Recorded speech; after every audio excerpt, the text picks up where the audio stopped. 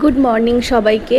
আজকের ভিডিওটা কিন্তু খুবই অল্প হবে, যেহেতু বাড়িতে একটু কাজকর্ম চলছে বলেই ভিডিও করাটা কালকে সম্ভব হয়নি, ক্যামেরা ধরাটা সম্ভব হয়নি। কারণ বাড়িতে কাজকর্ম চললে কিছুটা নিজেকেও করতে হয়, সে কারণের জন্য কালকে ভিডিও করা একদমই হয়নি।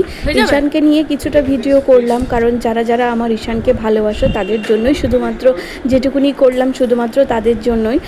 আর ঈশানেরও খুব কষ্ট, যেহেতু ওকে বাড়িতে বদ্ধ হয়ে থাকতে হচ্ছে। ছোট বাচ্চা তো সবসময় ঘরের মধ্যে থাকতে চায় না, কিন্তু ও একটু কান্নাকাটি করছে, বাড়িতে থাকতে চাইছে না, একটুখানি ঘুরতে চাইছে, তো সম্ভব না। তাছাড়াও আজকে ওয়েদার ভীষণ খারাপ, ওকে বাইরেও নিয়ে যাওয়া যাচ্ছে না। কখন বৃষ্টি পড়বে, কখনো রোদ উঠছে আবার কখনো বৃষ্টি পড়ছে, তো বোঝা যাচ্ছে না যে কখন বৃষ্টি পড়বে। আর ছোটো বাচ্চা তো বর্ষার জলটা প্রথম পেয়ে গেলে তখন শরীর খারাপ হওয়ারও চান্স থাকবে।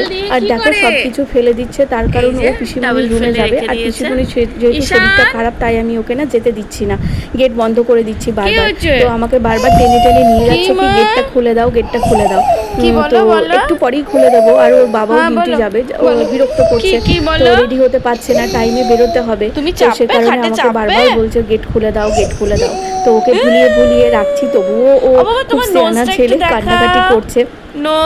তো কিছু করার নেই, একটুখানি ওকে থাকতেই হবে। আমাকে বলো তো, কার কার বাড়িতে বাচ্চারা মানে পাপোশ জুতো নিয়ে খেলা করে? ঈশান ভীষণ পাপোশ জুতো নিয়ে খেলা করে, তো কিছু করার নেই।